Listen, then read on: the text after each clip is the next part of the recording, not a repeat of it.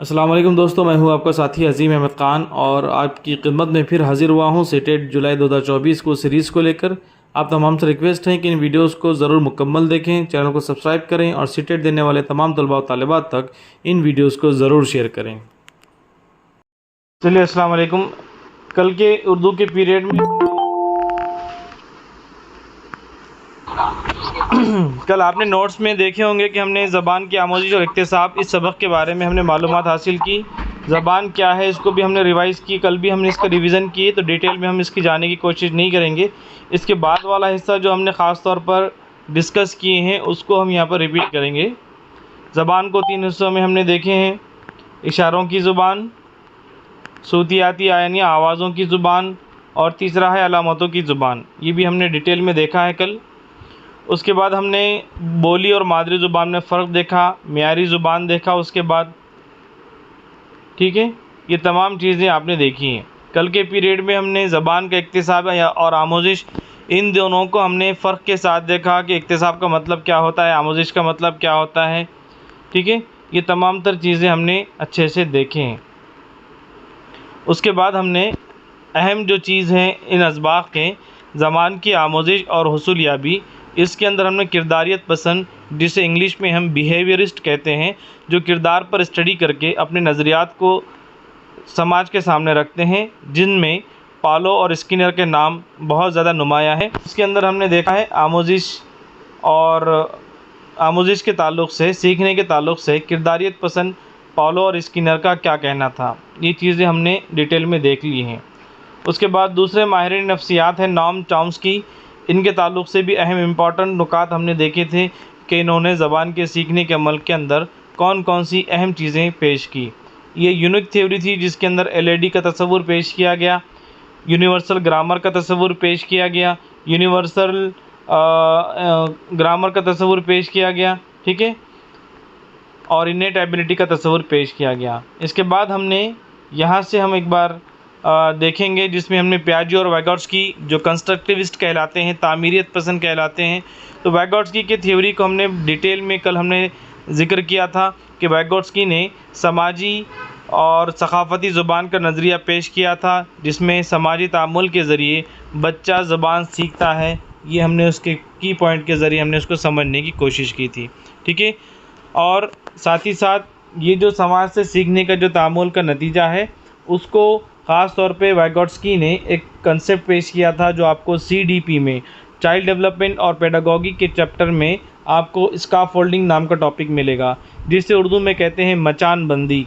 ठीक है, मचान बंदी एक ऐसा मरहला है जहाँ पर बच्चा अपने एक्चुअल लेवल यानी हकीकी लेवल से निकलकर उसके मुमकिन पोटेंशियल लेवल यानी महारत पर जाने के लिए एक कोशिश करता है, जिसमें उसको ZPD के मरहले में यानी जोन ऑफ प्रॉक्सिमल डेवलपमेंट, ये एक ऐसा मरहला है जहाँ पर उसको MKO मोर नॉलेजेबल पर्सन उसकी मदद करता है। कल हमने साइकिल की मिसाल देकर आपको ये स्काफोल्डिंग का कंसेप्ट बताने की कोशिश की थी कि साइकिल चलाते चलाते एक मरहला ऐसा आता है जहाँ पर साइकिल चलाने वाला क्या करता है, साइकिल के पीछे से सिर्फ हाथ लगाता है, उसके बाद बच्चा खुद ब खुद अपनी साइकिल चलाता है और हाथ थोड़ी देर के बाद हटा देता है। तो ये थोड़ी देर के लिए सपोर्ट करना महारत के हुसूल के लिए, ये जो है स्काफोल्डिंग कहलाता है। ठीक है, और उस मरहले को, उस टाइम पीरियड को ZPD कहते हैं, जोन ऑफ प्रॉक्सिमल डेवलपमेंट। और जो शख्स उस्ताद हो सकता है या वो ज़हीन तालिब इल्म हो सकता है, कोई भी हो सकता है, उसे नाम दिया गया वाइगोट्स्की ने MKO। MKO का मतलब होता है मोर नॉलेजेबल पर्सन। ठीक है, ये CDP के अंदर भी आपको इनकी थ्योरी देखने को मिलेगी। उसके बाद पियाजे की हमने डिटेल देखे हैं। पियाजे क्या कहते हैं, कंस्ट्रक्शन ऑफ नॉलेज का तस्वुर उन्होंने पेश किया कि सबसे पहले स्कीमा है जो एक सेट ऑफ पैटर्न्स है, ऑर्गेनाइज्ड रिलेशनशिप्स हैं, बहुत सारी चीज़ें, एक तस्वुराती ख़यालाती खाका बच्चे के जहन में होता है। उसके बाद बच्चा उन तस्वुरात में, ख़यालाती पैटर्न्स में न्यू इन्फॉर्मेशन, हमने मिसाल के ज़रिए आपको बताए थे, हम न्यू इन्फॉर्मेशन जब बच्चा अपने स्कीमा के अंदर सेव करता है वो असिमिलेशन कहलाता है। जब असिमिलेशन के अंदर जो इन्फॉर्मेशन सेव होती है वो स्कीमा से मैच नहीं खाती है या मैच करवाना है तो हम उसे अकोमोडेशन कहते हैं। ठीक है, और अगर वो मैच नहीं होता है तो वो हम डिसइक्विलिब्रियम कहलाता है। और अगर वो उसकी इन्फॉर्मेशन एग्जिस्टिंग स्कीमा की इन्फॉर्मेशन से मैच नहीं होती है तो बच्चा उसे रिजेंबल करता है, बच्चा उसे मैच आउट करता है, बैलेंस करता है अपने तसव्वुरात को, अपने खाके को। मैंने बिल्ली और शेर की मिसाल देकर आपको कल समझाने की कोशिश की थी, उसे हम बैलेंसिंग को हम इक्विलिब्रियम कहते हैं। ये तमाम तर चीज़ें हमने कल देख लिए थे। उसके बाद बांदोरा का समाजी आमोजिश का नज़रिया भी देख लिए थे, जो हमने शॉर्ट में आपको बताया था कि बांदोरा का समाजी आमोजिश का नज़रिया, इसके हेडिंग पे से आपको समझ में आता है कि यहाँ पर बच्चा समाज से आमोजिशी का अमल अंजाम देता है। समाज में भी कौन मॉडल, कोई ना कोई उसके मॉडल होते हैं, कोई ना कोई रोल मॉडल होता है उसकी ज़िंदगी में, जिसमें बच्चा उसकी कॉपी करता है, उसकी इमिटेशन करता है, उसको ऑब्ज़र्व करता है और वहीं से समाज के किसी फ़र्द को देखकर वो अपनी आमोजिश का अमल अंजाम देता है। उसके बाद अहम जो चीज़ हमने देखी थी कल, किसी भी ज़ुबान को सीखने के लिए ख़ास तौर पे मादरी ज़ुबान की जब हम बात करते हैं तो मादरी ज़ुबान को हम इक्तिसाब के ज़रिए सीख लेते हैं, ठीक है, इक्तिसाब के ज़रिए हम सीख लेते हैं। लेकिन जब हम किसी ज़ुबान की बात करते हैं, मियारी ज़ुबान की बात करते हैं, तो वहाँ पर हमें क़वायद की तश्कील दी जाती है और क़वायद को सीखना भी हमारे लिए ज़रूरी होता है। जब हम क़वायद का मुताला करते हैं तो उसके अंदर हमको मुताला करने के लिए दर्ज झैल तरतीब के ज़रिए हम किसी भी ज़ुबान के क़वायद को सीखते हैं, ठीक है। ये इम्पॉर्टेंट है इसलिए हम इसको रिपीट कर रहे हैं। आवाज़ क्लियर है सभी को? मिसबा रुखसार ओके। तो यहाँ पर देखिए, किसी भी ज़ुबान के क़वायद के मुताले को आपको अगर इल्म हासिल करना है तो सबसे पहला जो चीज़ है वो है सूतियाती यानी सूती निज़ाम। हम जानते हैं कि सूत का मतलब होता है आवाज़, ठीक है, उसे हम आवाज़ों के मुताले को फ़ोनोलॉजी कहते हैं। और जो इकाइयाँ हैं छोटी छोटी जिसमें हम मखारिज, हुर्फ़ तहजी के मखारिज हम अपनी ज़ुबान से अदा करते हैं, और जो हुर्फ़ तहजी है, इंग्लिश की अल्फ़ाबेट्स हैं, उर्दू में हुर्फ़ तहजी है, उसे हम उर्दू में सूतिया कहते हैं, इंग्लिश में कहते हैं फ़ोनीम्स, ठीक है, और मखारिज को कहते हैं फ़ोनेटिक्स, जो आवाज़ हम निकालते हैं। और इन दोनों का कंबाइन मुताला, मखारिज का मुताला, फ़ोनीम्स का मुताला फ़ोनोलॉजी कहलाता है, ठीक है। ये बुनियादी इकाई है। जैसा हमारे जिस्म की बुनियादी इकाई खलिया है, उसी तरह किसी भी ज़ुबान की इकाई उसकी फ़ोनेटिक्स हैं, उसके हुर्फ़ तहजी हैं, ठीक है। और हम जानते हैं कि हर ज़ुबान का एक निज़ाम होता है, उसकी एक साख्त होती है। तो उसके अंदर कुछ वावेल्स होते हैं और कंसोनेंट होते हैं। वावेल्स को हम मसूते कहते हैं या हुर्फ़ इल्लत कहते हैं। तो हर ज़ुबान में कम से कम 3 वावेल, ज़्यादा से ज़्यादा 20 वावेल्स हो सकते हैं किसी भी ज़ुबान में, ठीक है। अब उर्दू ज़ुबान में कितने हुर्फ़ इल्लत हैं और कितने हुर्फ़ सही हैं, जिसे हुर्फ़ मुफ़र्रद भी कहते हैं, आप अपनी ज़ुबान में चेक कर लीजिए किताबों के ज़रिए, ठीक है। तो यहाँ पर किसी भी ज़ुबान में कम से कम 3 हुर्फ़ इल्लत या मसूते हो सकते हैं, जिसे हम इंग्लिश में वावेल्स कहते हैं। और किसी भी ज़ुबान में कम से कम 8 कंसोनेंट हो सकते हैं, मैक्सिमम 60 कंसोनेंट हो सकते हैं, जिसे उर्दू ज़ुबान में मुसम्मते कहते हैं। ये अल्फ़ाज़ अगर कहीं आपको पेपर में नज़र आए तो कंफ्यूज ना हो। जो अल्फ़ाज़ यहाँ पर आपको स्क्रीन पर नज़र आ रहे हैं उनको नोट डाउन कीजिए, ताकि दोबारा सामना हो तो वो आपके लिए नए अल्फ़ाज़ ना हो। हुर्फ़ सही को हम कंसोनेंट कहते हैं और हुर्फ़ सही को ही मुसम्मते कहते हैं, हुर्फ़ सही को ही मुफ़रद हुर्फ़ कहते हैं, ठीक है। और जो हुर्फ़ इल्लत है, आमतौर पर इंग्लिश में ए ई आई ओ यू वावेल्स हैं, हुर्फ़ इल्लत उर्दू के अंदर भी है, अलिफ या वाव, इन्हें हम मसूते कहते हैं, ठीक है। ये सबसे पहली चीज़ है। कौन सा निज़ाम है? सूतियाती निज़ाम, आवाज़ों का निज़ाम। हम जानते हैं कि प्री प्राइमरी लेवल पर भी, नर्सरी के अंदर भी इन्हीं चीज़ों पर आपको तस्वीर दिखाकर फ़ोनेटिक्स की मशक़ कराई जाती है बच्चों के अंदर। आवाज़ को सुनाया जाता है, आवाज़ को निकालने के लिए बच्चों के लिए कोशिश की जाती है, ठीक है।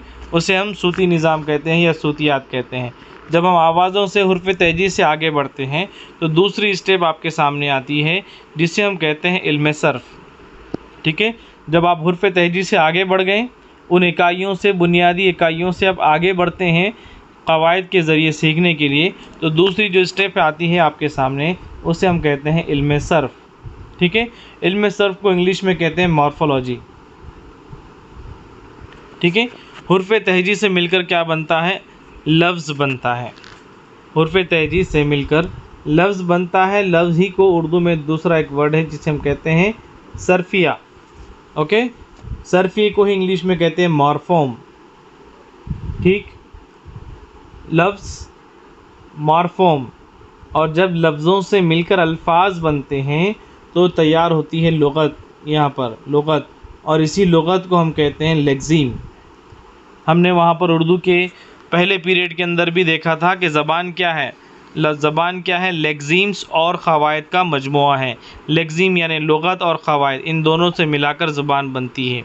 ठीक है, जब आपको सर्फिया नज़र आएगा तो सर्फिया यानी लफ्ज़ को ही हम कहते हैं। लफ्ज़ कैसे मिलकर बनता है, हुर्फ़ तहजी से मिलकर बनता है। और बहुत सारे लफ्ज़ जब एक जगह आते हैं तो हम उसका मजमुआ लेक्ज़ीम कहलाता है।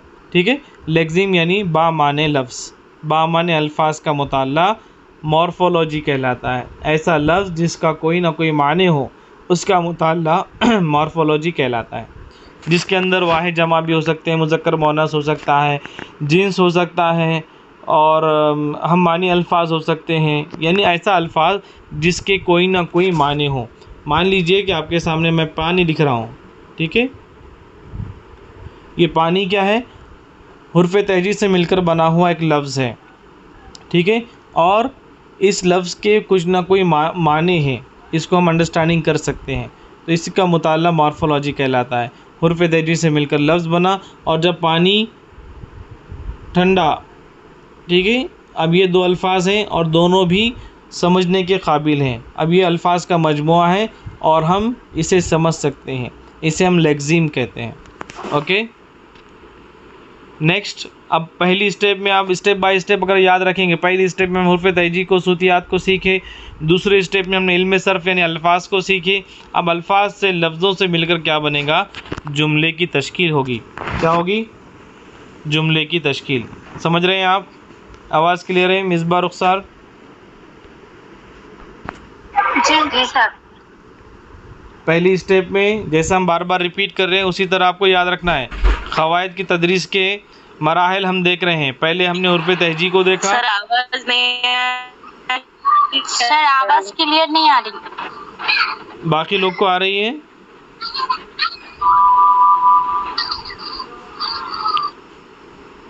सभी को कम आ रही है, बाकी लोग को आ रही है? बताइए, रिस्पॉन्स देंगे तो हमें समझ में आएगा। हाँ जी सर, अब आ रही सर। ओके, चलिए, तो पहली स्टेप हमने बताया, हुर्फ़ को हम सूतियात यानी आवाज़ देते हैं। दूसरी स्टेप हमने आपको बताया, हुर्फ़ के ज़रिए आपने एक अल्फाज बनाए, बामाने अल्फाज बनाए, जिसे हमने लेक्ज़ीम कहा। आप तीसरी स्टेप में आप, आपकी आवाज़ नहीं आ रही जी, किसी एक को प्रॉब्लम हो सकता है, अगर सबको हो तो बताएं।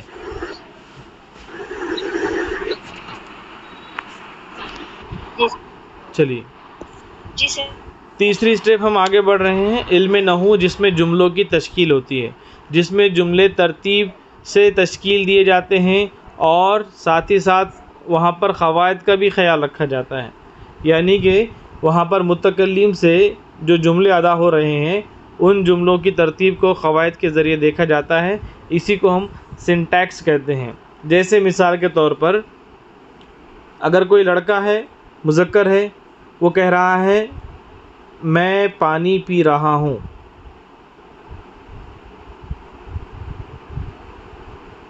ठीक है, ये मुज़क्कर लड़का है।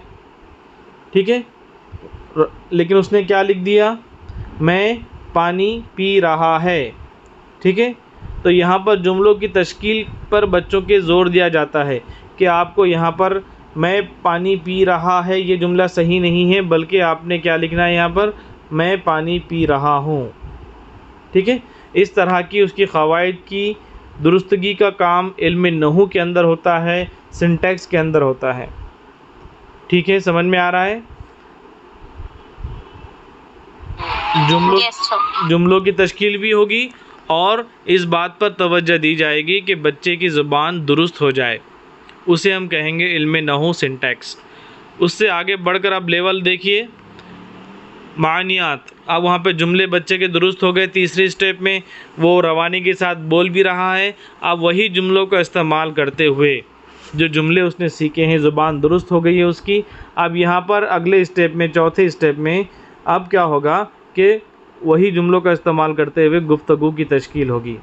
ठीक है, गुफ्तगू की तश्कील होगी जिसमें दो चीज़ें आपको देखने को मिलेंगी। पहला पार्ट है जुमले का सिमेंटिक और उसी जुमले का दूसरा पार्ट है प्रैग्मेटिक। ठीक है, सिमेंटिक जुमले का वो हिस्सा है जो जुमले के असल मायने से ताल्लुक़ रखता है और प्रैग्मेटिक जुमले का वो हिस्सा है जो कंटेक्स्ट से ताल्लुक़ रखता है। कंटेक्स्ट यानी सियाक़ व सबाक़ से ताल्लुक़ रखता है।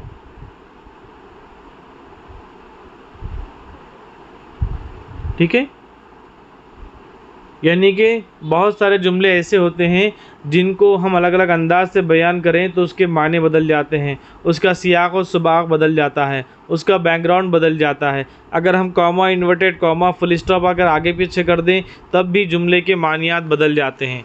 तब हम उसके अंदर देखते हैं कि सिमेंटिक क्या है उसके अंदर और प्रैग्मेटिक क्या है। ठीक है, इसकी स्टडी जो है गुफ्तगू की तश्कील, तंजीम व तरतीब मानियात में होती है। ये क़वायद की मुताले की 4 स्टेप्स हैं। ठीक है, इसको आप याद रखें, नोट डाउन करें।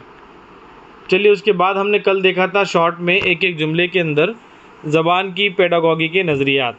अभी तक आपने देखा ज़बान क्या है, ज़बान का नेचर देखा, ज़बान के नज़रियात देखे आपने। अब यहाँ पर आपको देखना है ज़बान की पेडागॉगी के नज़रियात क्या है, ज़बान के ताल्लुक़ से किस किस्म के नज़रियात आम तौर पर देखे जाते हैं। ठीक है, सबसे पहला जो नज़रिया है वो है साख्ती नज़रिया। कल हमने देखा स्ट्रक्चरल व्यू। किसी भी ज़बान को स्टडी अगर आपको करना है तो हम सब ऐसा भी देख सकते हैं ज़बान के लिए कि ज़बान की साख्त क्या है, उसकी तरतीब क्या है, उसकी तश्कील कैसे हुई है और उस ज़बान में कौन कौन से क़वायद पाए जाते हैं। ये है, अगर इन चीज़ों को देखा जा रहा है तो हम ये कह सकते हैं कि साख्ती नज़रिए पर गौर किया जा रहा है, साख्ती नज़रिए पर गुफ्तगू हो रही है। ठीक है, दूसरा जो नज़रिया है ज़बान के पेडागॉगी के लिए वो है अमली नज़रिया, कि ज़बान को आप अमली तौर पर इस्तेमाल करते हुए सीखें। ठीक है, सिर्फ सुनना सुनाना ही नहीं बल्कि ज़बान के इस्तेमाल पर, अमली तौर पर ज़बान के इस्तेमाल को यहाँ पर अहमियत दी जाती है। जैसे तलबा को आप मज़मून निगारी के लिए असाइनमेंट देते हैं, ख़ुतूत निगारी के लिए असाइनमेंट देते हैं, या फिर आप जो है आप मुकालमा लिखने पर ज़ोर देते हैं, किसी कहानी की तश्कील पर ज़ोर देते हैं, तो ये बच्चा अपनी स्टडी के अंदर अमली तौर पर ज़बान को इस्तेमाल कर रहा है। उसे हम कहते हैं ज़बान की पेडागॉगी का अमली नज़रिया। ठीक है, और तीसरा और आखिरी ज़बान का नज़रिया जो है वह तामुली नज़रिया है। तामुली जहाँ कहीं भी आएगा उर्दू के अंदर उस चीज़ को आप याद रखिए, तामुली यानी इंटरैक्शन। ठीक है, इंटरैक्टिव किसके दरमियान? तालिब इल्म के दरमियान और समाजी अवामिल के दरमियान। समाजी अवामिल से मुराद वही जो रोज़ हम बारहा आपको बताते आ रहे हैं, family, friends, school, colleagues, society, ये तमाम लोग। ठीक है, इनके साथ बच्चा इंटरैक्शन के ज़रिए, यहाँ पर वाइगोट्स्की की थ्योरी इसके अंडर में आती है, तामुली नज़रिए के अंदर, कि वाइगोट्स्की ने कहा था, अभी हमने देखे कि समाजी तामुलात के नतीजे में बच्चे की ज़बान का फ़रोग़ होता है।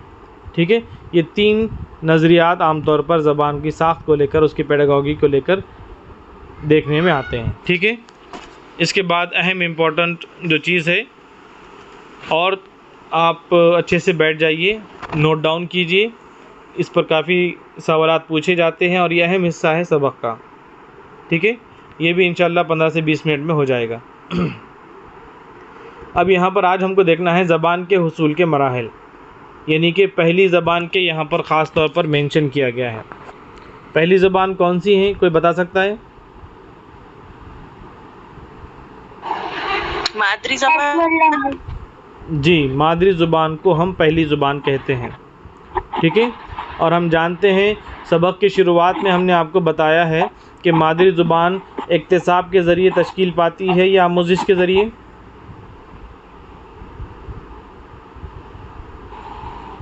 जी,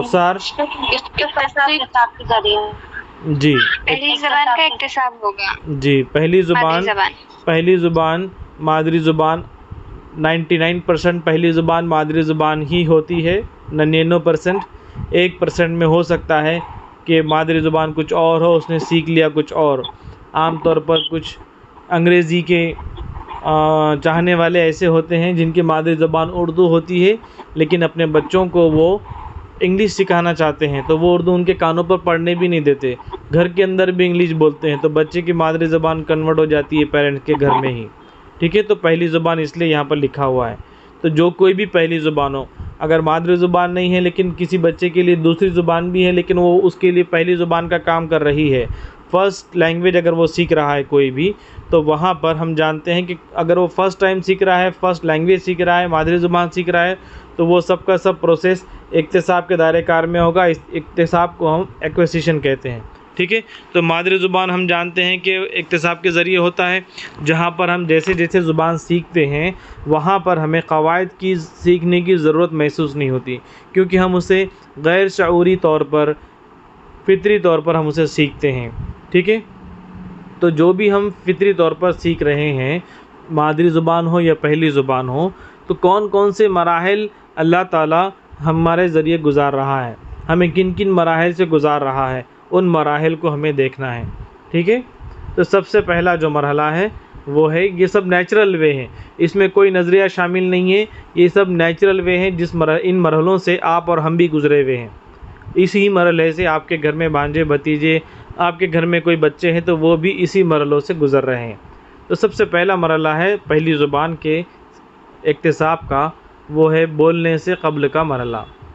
ठीक है, बोलने से क़ब्ल का मरहला, जिसे आम तौर पर क्विंग कहते हैं। ठीक है, इसकी जो पीरियड है वो है 0 से 6 महीने तक का। 0 से 6 महीने तक का मरहला बोलने से क़ब्ल का मरहला कहलाता है। ठीक है, प्री टॉकिंग स्टेज भी हम उसे कह सकते हैं। तो ये ऐसा मरहला हम जानते हैं कि आपने अपने अतराफ़ में भांजे भतीजे या घर में आपके बच्चे हैं, तो नौमौलूद बच्चों से अगर आप मिले हैं जो 0 से 6 साल के दरमियान जिनकी उम्र है, तो आप जानते हैं कि वो मुख्तलिफ़ किस्म की वॉवेल्स की आवाज़ें निकालते हैं, आ, ऊ, ई, है ना, इस तरह की आवाज़ें निकालते हैं। तो आम तौर पर उसे कंसिडर किया गया है कि वो वॉवेल्स अदा करते हैं। ठीक है, हुर्फ़ इल्लत को अदा करते हैं। ये हुर्फ़ इल्लत का मरहला 4 महीने तक का चलता है। ठीक है, और वो 4 महीने की उम्र के बाद वो सिर्फ वॉवेल ही नहीं बल्कि कंसोनेंट भी अदा कर देते हैं। यानी कि बच्चा अपने, आप देखिए कि मुट्ठी बंद करता है और वो आवाज़ें निकालता है, कू कू, आमतौर पर कू कू को हम कहते हैं कि आकू आकू आकू, इस तरह की चीज़ें। बड़े भी लोग, फैमिली मेम्बर्स भी बच्चों से इस तरह की आवाज़ें करते हैं। तो ये जो मरहला है जहाँ पर बच्चा वॉवेल्स अदा करता है, कू कू की आवाज़ निकालता है, तो हम इसे कहते हैं कोइंग। समझ में आया? जी सर। जी सेकंड मरहला है, उससे आगे बढ़ता है बच्चा, जिसे हम बबलिंग कहते हैं। वहाँ पर हमने 0 से 6 महीने देखे। अब ये बबलिंग या बबलाना, ये 6 से 8 महीने तक के बच्चों के लिए है, जहाँ पर बच्चा हुर्फ़ इल्लत भी अदा करेगा और हुर्फ़ इल्लत के साथ साथ जो कंसोनेंट हैं, जो हुर्फ़ सही हैं, उनको बच्चा अलिफ लगाकर बात करता है। पहले वो आ ई ऊ बोलता था पहले मरहले में, अब वो बा बा मा मा ता ता जा जा ना ना, इस तरह की बातें करेगा। ठीक है, उसे हम कहेंगे बबलिंग। कैसे याद रखेंगे बबली को? वहाँ पर वो बच्चे हुर्फ़ इल्लत के साथ हुर्फ़ सही की आवाज़ें दोहराने वाला, यानी कि हुर्फ़ सही हम कंसोनेंट को कहते हैं।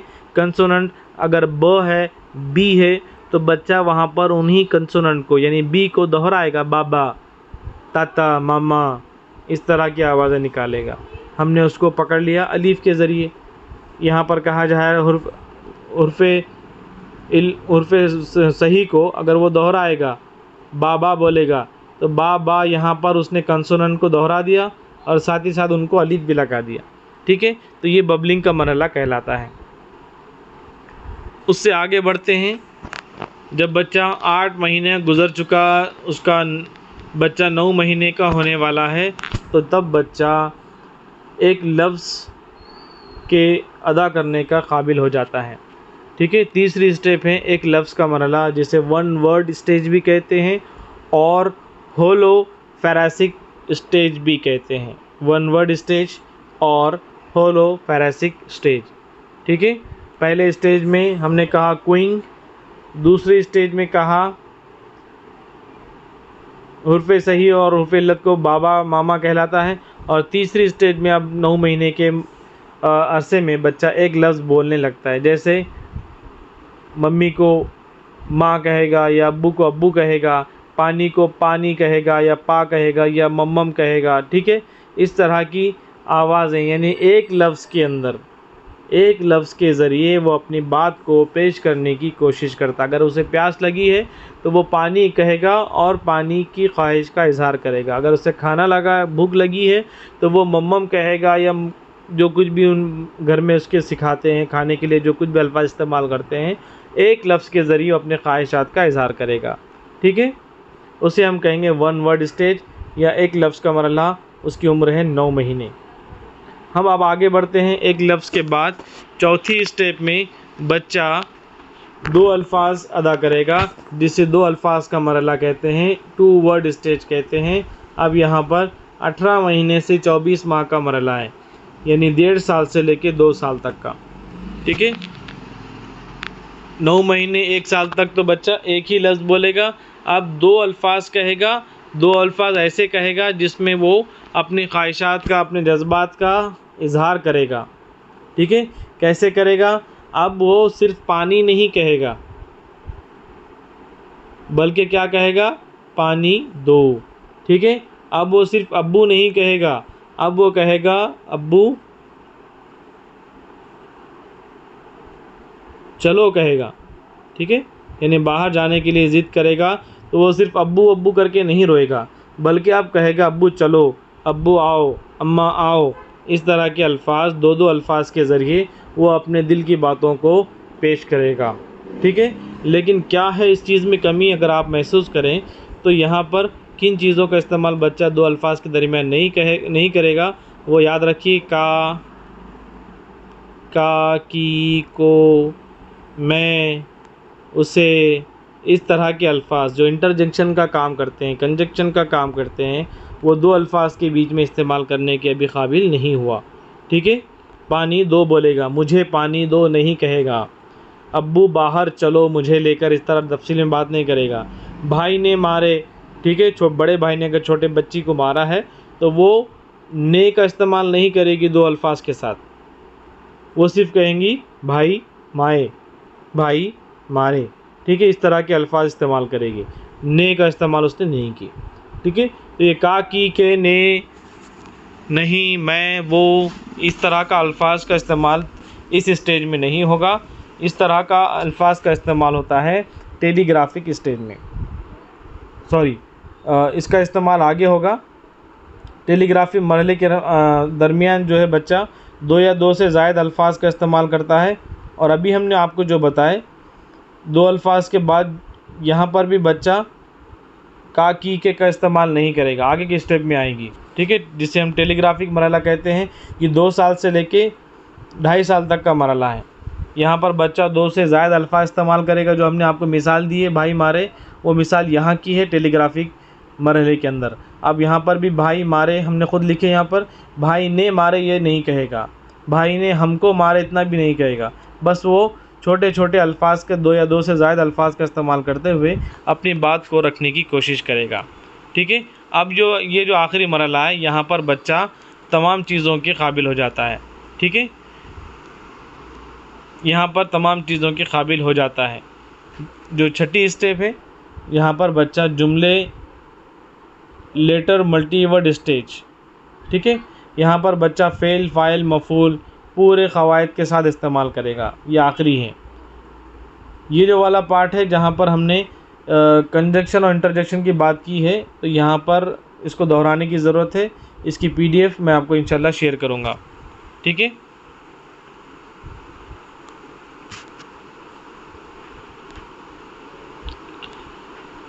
ये स्टेप्स हैं मादरी ज़ुबान के, यानी कि ये तमाम तर जो स्टेप्स आपने देखे हैं ये पहली ज़ुबान के स्टेप्स हैं।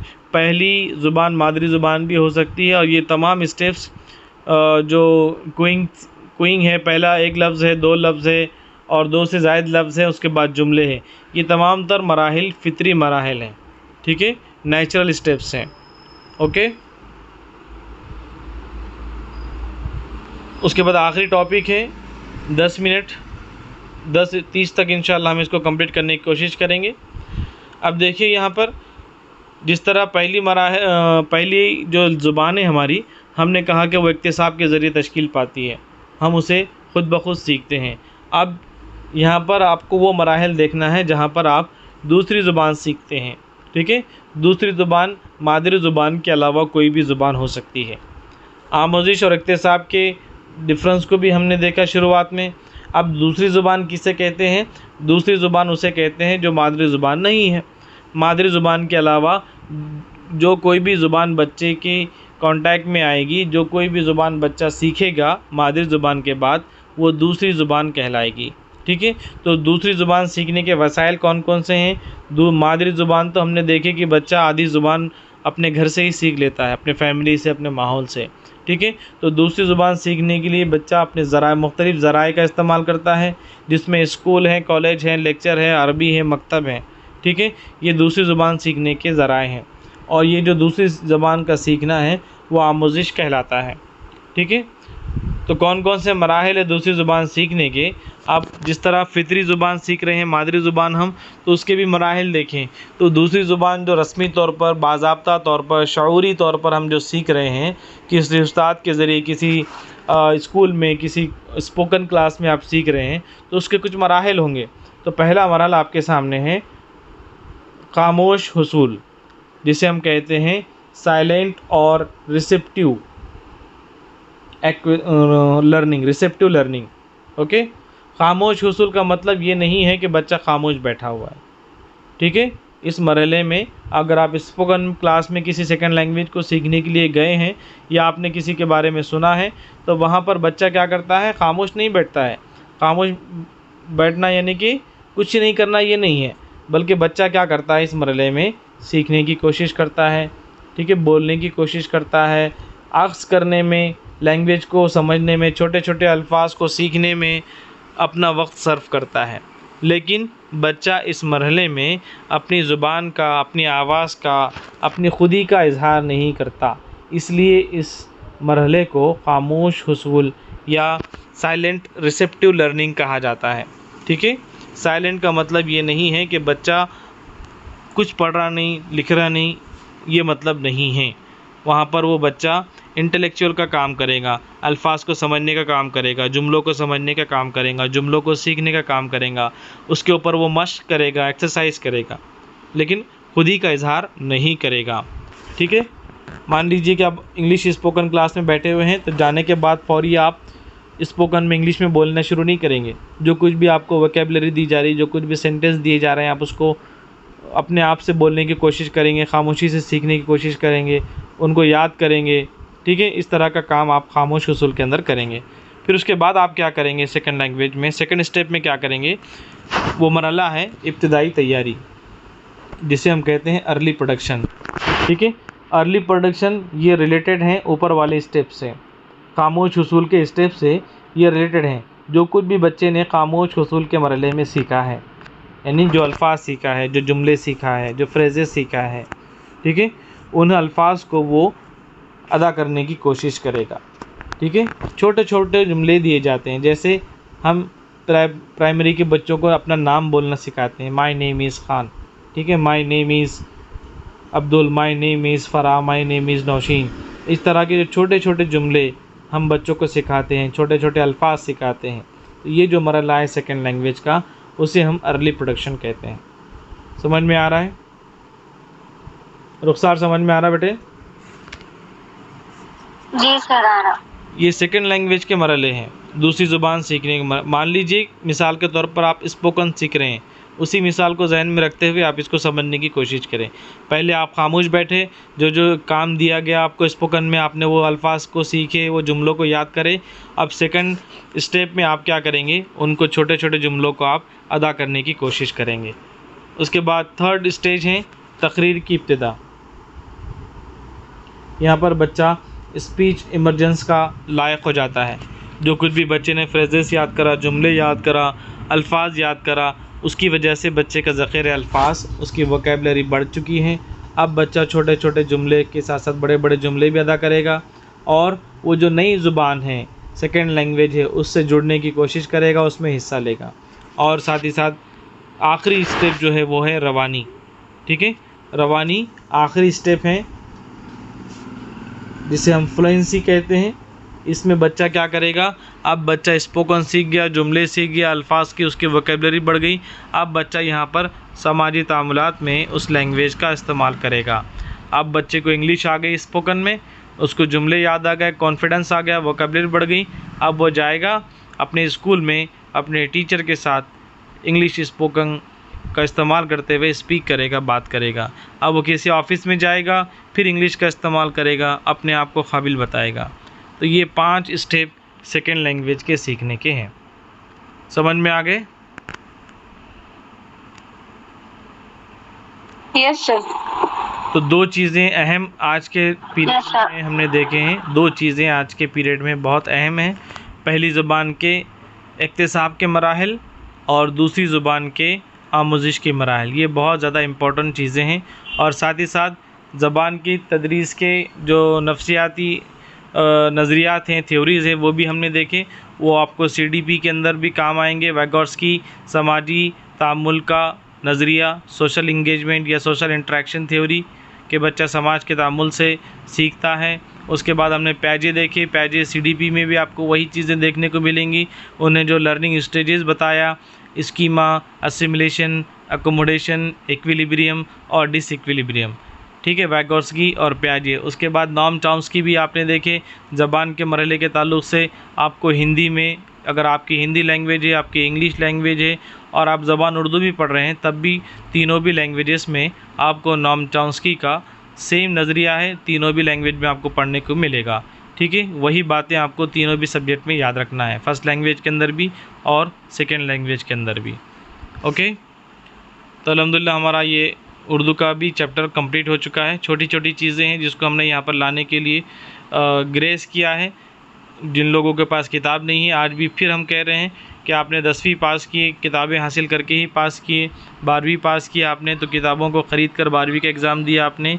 सीटेट एक बड़ा मरहला है जो आपको टीचर बनाने के लिए पहला दरवाज़ा है। आखिरी दरवाज़ा टाइट है, TAIT टाइट। तो सीटेट के लिए आप किताबें ख़रीदिए। उर्दू की कुछ 3 या 4 किताबें मेरे पास मौजूद हैं जिसको हम भी इस्तेमाल करते हैं, और भी 1-2 किताबें हैं, लेकिन उसके की पॉइंट्स हम आपको बता रहे हैं। ठीक है, इसके लिए ज़रूरी है कि आप सिर्फ ऑनलाइन क्लास पर या ऑफ़लाइन क्लास पर एक इक्तफ़ा करना मुनासिब नहीं है। आपके लिए ज़रूरी है कि आप सेल्फ़ स्टडी के ज़रिए बकिया चैप्टर को भी पढ़ें, उसको स्टडी करें, जो समझ में ना आए वो भी पूछें। ऐसे टॉपिक्स जो आपको बिल्कुल समझ में ना आए, दुश्वारी हो, उस पर भी इंशाल्लाह हम डेमो क्लास या फिर लाइव क्लास इंशाल्लाह लेने की कोशिश करेंगे। ठीक है, जो लोग आज भी सेल्फ़ स्टडी कर रहे हैं लेकिन उन्हें गाइडेंस की ज़रूरत है, या वो जो लोग अननोन हैं इन क्लासेस से, उन तक इन वीडियोस को पहुंचाइए, उनको दावत दीजिए ताकि उनका भी फ़ायदा हो, घर बैठे वो भी सीख सकें। ठीक है, तो इंशाल्लाह कल मिलते हैं। कल इंशाल्लाह जल्दी लेंगे हम, आज देर हो गई है। कल इंशाल्लाह जल्द लेकर इंशाल्लाह नया चैप्टर हम स्टार्ट करेंगे। जज़ाकल्लाह खैर, शुक्रिया। अस्सलाम वालेकुम सर